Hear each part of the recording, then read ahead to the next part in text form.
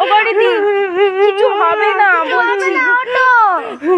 ছেলে মেয়েগুলোর মুখ থেকে তাকাইও তো মানুষ ভাবে এরকম কেন করলো।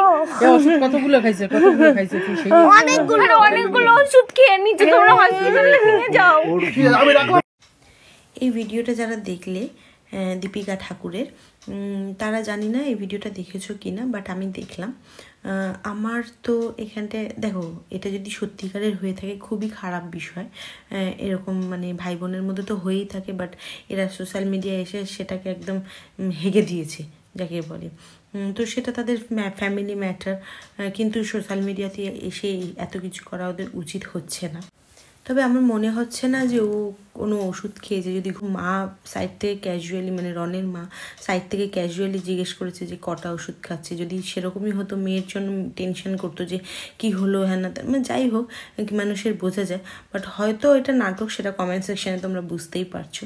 জানি না আর কত নাটক হবে। আচ্ছা, তোমাদের কি মনে হয় পাবলিক কি এতই বোকা?